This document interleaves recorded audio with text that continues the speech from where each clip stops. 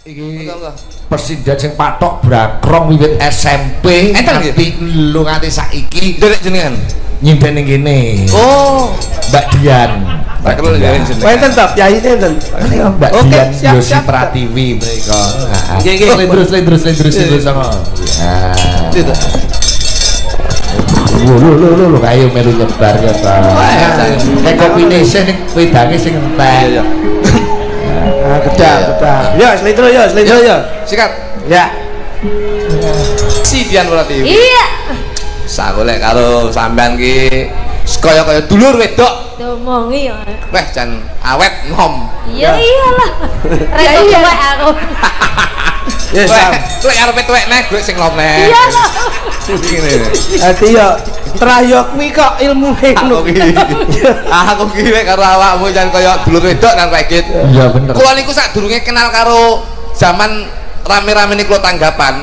Niku kula mbiyen wis kenal karo Yosi niki. Iya. Lho, zaman teng Kalimantan Timur niku kampanye ora bayaran. Ora bayaran niku. Wah, kali Yosi niku dikirimi ndok, kirimi mie. Wah, niku sing ngopeni Yosi. Lah kok ndengenane ke njaluk totalan ndok kayak. Iya ta. Namang sapu. Kowe tok penak jae total, aku ndokku dijaluk neh. Apa sih duwe ndok? Loro. Utuh, sehat. Sehat. Sehat. Iki saya dulur kula dhewe Pak Igit. Nggih menika. Nggih. Hukume wajib Mbak Yosi dan kene iki hukume wajib. Nggih. Wis, Jos. Wis, ayo kena wis. Ayo nyanti. Lho, arepe akrobat yo. Sing kepenak wae. Apa itu? Ya wis manut sampean. Bebas, Jos. Ngono. Kowe Yosi ora ono ora sida wayangan kowe. Jos itu Pak. Eneng. Dan juga diumumkan besok tanggal piro Gus?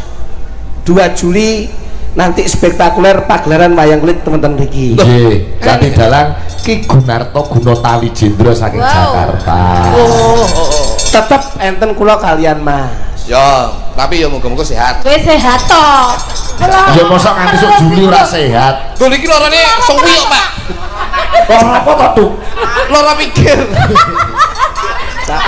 Angger petok loro. Iki lho nek iki loro. Karo loro telele.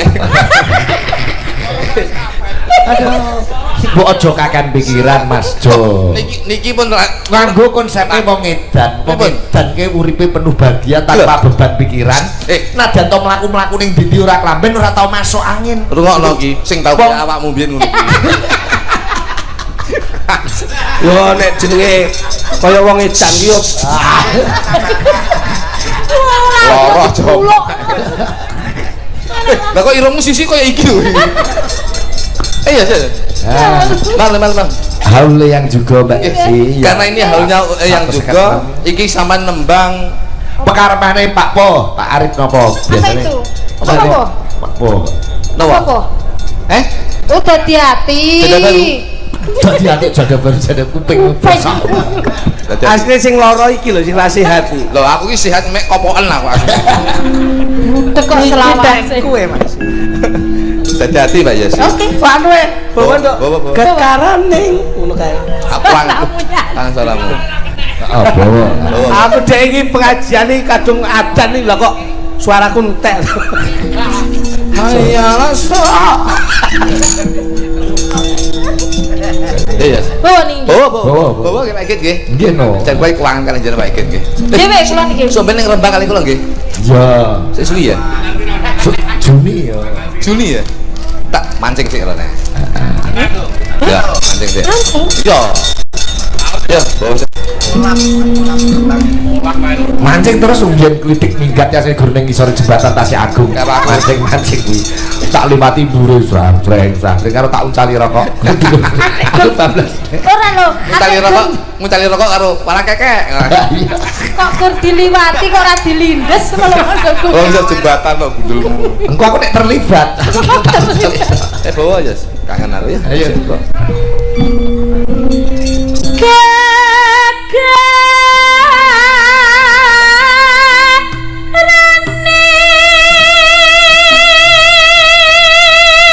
Suaranya Yosi.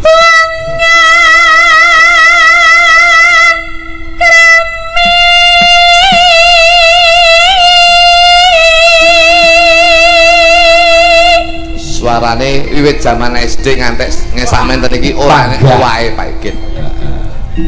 Aja ngomong sakit. Wong lambene wong Lara. Iki aku mbok resep-resep. Oh, jajan. Anggap diulu. Nah, bukan ke banyu to? rasa langsung ya. Ngene iso. Bisa. Seroti apa to? Serintil. Herbal. Herbal jere. Bukan suket terus dicerna kan. Oh iya, pinter. Kuwi tunggale kopi luwak ngono kae ya. Ning kuwi liwat wedhus. Gak apa-apa tak terima.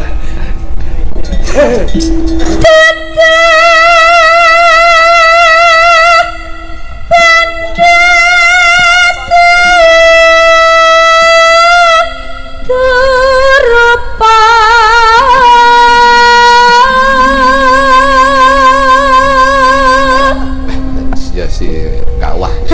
Apa? Kawah. Amo. Loro. Loro. Wes, meneng wae kowe. Lah, Katakan saya makin sini. Weh loro ngengkel. Katakan saya Jenis semangat. Sik ya sitip ya. Ya lah. Sekono apa nih?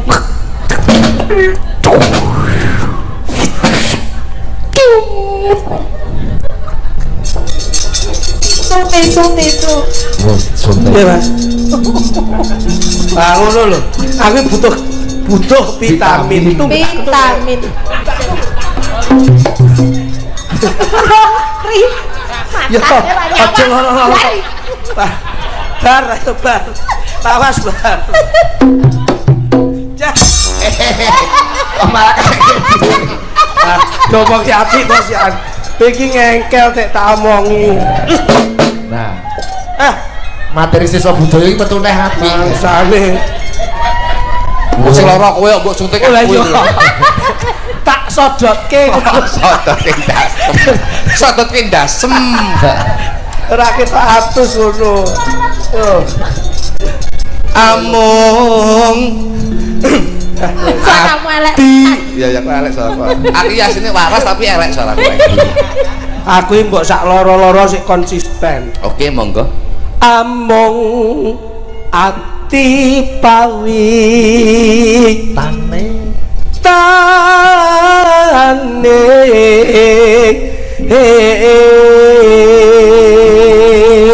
piye rasamu piye yen aku iso nutupi suaramu piye Nutuk kan jajal wi. Yo, ora piye-piye wong biasane ngono kuwi ya. Kita rasane piye? Lha wong bendina wis ngono kuwi lho. luput pisan. Nah, iki kleru nek. Oh iya, awakmu iki pasti awakmu iki. Ndek. Contohnya itu. Piye Pak Ikit? Luput pisan kena pisan. Iso bae. Monggo. Yo karo apa? Wes. Anu awakmu. Awakmu. Wes jajan. Yen Angel. Kapan? Loro cuk. ra ngono ra bales aku. Weh. Sakit to. Asu. Wah, Aja nesu. Banter lho Pak Ikit. Ah kowe wetmu gawe plak-plek kok. Tapi kan yo kalem ngene ora mak bian pok. Modar karepmu ra karepmu. Mangsane apa dikira kene ra wani pok. Ngono iki nggih teknik to le. Ora. Teknike piye, Pak? Teknike piye? Besoke dingene ngembang. Wah, nduk kene. Untukmu prodol apa? Loro. Bajal sik. Adik bajingan lho ya. Lara dong, lara. Loro Pak Ikit. Suntik ning, suntik. Yo, tak suntek lek kowe. Banyol. Goro sampean lho. Ben lucu. Tenanan iki mau. Wong genah kene dhuwure sak ngene kok iso ra. Kok loro ijane iki ragamu matamu ae. Terus kowe. Lah, wis kowe ndang. Mat. Matamu. Luput lagi iki. Luput pis. Iya. Yen gampang. Yen angel. Coba coba itu. Cilik lo guyu. Sapa ora? Awakmu yes, kamu yes. Yen angel ka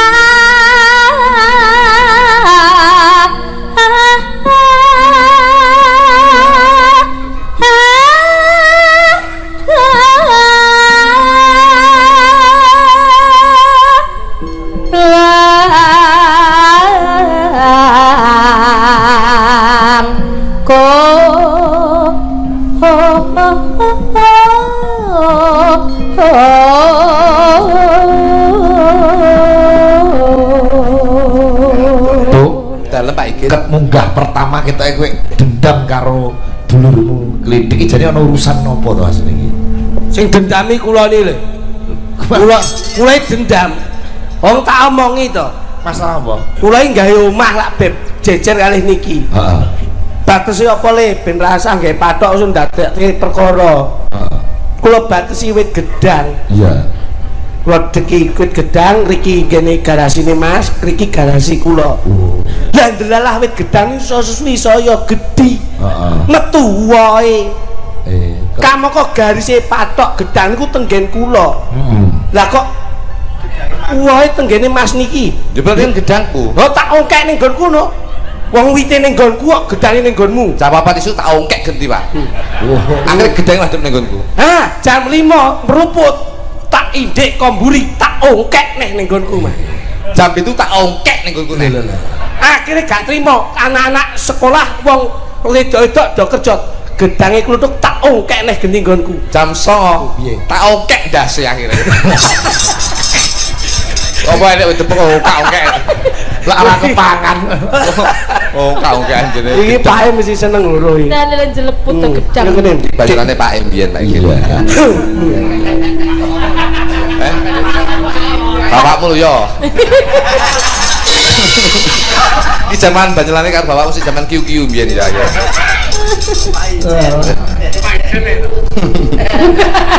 Pak Ijet. Ojo dileke zaman rekoso. Pak Ijet helman karo payungan deh. Lah jetku bocor. Jas hujan. Jas hujan bocor, Pak. Nggih, alhamdulillah ngeten. Iki ngomong jujur, Pak ya. Piye-piye? Orang itu jangan melihat suksesnya, tapi lihatlah prosesnya. Biyen iki motorku hijet, Rupane apa? ijo, Ijo. sambar lilin, biyen bocor. Kula iki nyupirno nggih jas hujan nek udan niku. Niki tenanan iki. Ning jero mobil. Jero mobil. Diangen-angen besok ben iki muga-muga duwe rezeki satu sing luwih apik. Amin, amin. Tapi nun sewu, Pak. Wong ki aja penak nemen, luwih becik sedang-sedang saja. Kok iso? Lho nggih, Pak. Kulek wis penak nemen, ora iso menikmati, tidak bisa menikmati apa yang kita miliki. dapatkan. Saiki kula ndek motor sembarang tau tak tumpaki.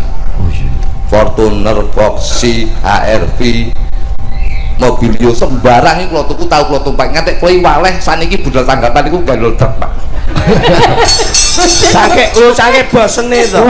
Bos ngrasane penak wis bulat. Mancing iki mbiyen ki sobo kolam kono begitu duwe dhuwit tuku kolam dhewe, mancing ning blumbange dhewe. Ya serenek senine.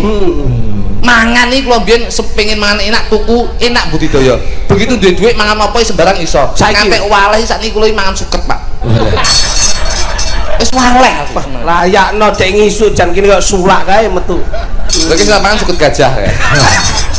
Iya. Turu Mas, turu. Turu iku sing kasur empuk ngantek sing linggotok wis bendal. Niku sing ukuran 1, 3, ngalek 6 niku kula tuku men. Ngantek swaleh kula niku sakniki turu ning emper toko sakniki. Kok saiki koyo dadi kere. Gandul truk mangan suket turu nek toko. Asline yo balik suwi. Asline kula kere ya, Pak Igit. Tan kena di numbas. Jare kakek ndok jare buke. Nah, budine karo. Ngokno iki. Itu jika kan mirwet. Budhe iki pengamat budaya. Sampeyan mergo ra iso piye-piye mergo kakek ndok. Iya bener, Pak. Mula bingung ndokmu arep mbok singgahi ngendi. Ngantek tak dol ning angkringan sundu ya, Ndok. Ono. Iya, ya. Wes ora. Ngayal ya. tan kena ati numbas arata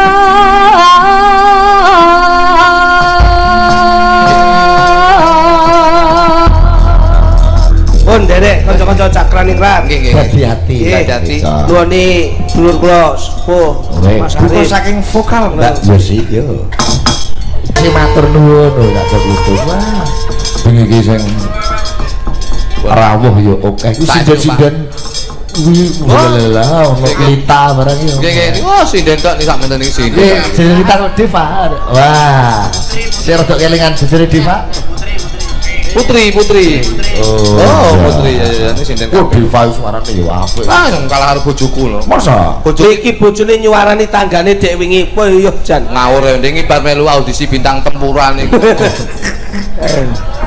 lho la yo ning Pantura iki dodol tempura makane kulane sosis ngene dek iya wah Lita yo apik layak kok ono Patrick jebule Lita nggih Patrick menika yang niku lesung jemengglung iya balimbalan gantengane pas ngono kuwi wis ketok ganteng bareng duwe nggih santri ganteng kopen Mas enek sing nyukur apa nenten sing nyukur aman kersanipun sekeca mbok Mas Arif kersanipun jagongan oh nggih Mas Arif ngeten kok ya sembeng Mas ini Mas ya kun sami pirsa pilih beliaunya ini juga termasuk ingkang nyepeng wonten ing Padepokan yang juga nggih mula prasastinipun Mas Arif kepengker anggenipun Keng Rama Tasik Gesang mula tongkat estafet dipun lenggahaken wonten Mas Arif tanggal jawab ingkang ageng dados sesepuh wonten ing Padepokan Eyang juga nggih katitik wiwit kapundhutipun Keng Rama ngantos sak menika tasik dipun laksanakaken dan masih bisa diperingati setiap setahun sekali. Kula niki matur nuwun sanget Mas Arif. Kula ya kaya kepetangan budi sebab biyen jaman ngetoprak teng mriki ora tau main mangan kula sego bancaan teng mriki. pas main ning ndi biyen Main teng gedung Serbaguna Pasar niku lho. oh Udan Mas paceklik riyen. Dadi mangan kula niku ya sego slametan mriki. Slametan iki terus lawe nyolong grameh ning kolam niku. Mbah moke ngopo? Mula niki dadi sejarah ora kudu kok nyaur ngangge duit ning wong urip kuwi sing penting duwe ngilmu ya gelem mulang duwe tenaga ya gelem riwang gelem duit ya gelem duit gelem nyumbang karena ada kata-kata bahwasanya kemarin adalah sejarah sekarang adalah anugerah dan besok adalah misteri lah kuwi lho sing kudu dicatet niku pun derek jenengan oke alhamdulillah kalau menika nggih Pak nggih matur nuwun nggih matur nuwun saya kuru loro ya Mas kandhane mikir wong sak meniki ae sampai mikir sampai guru iki lho wong ki nek tirakate gedhe ngene iki wis pantungan mawon sedaya paringi sehat amin amin iki terus ngopo aku iki wis matur wakeh dadi wis ya wis wingi wis ya balik sama ora kelanjingan jare wis arep kepiye-kepiye iki ya dihormati kok iso iki boloku plek kok rusak plek-plek kok iki pripun Mas jadi ini wacana ke depan nggih kula badhe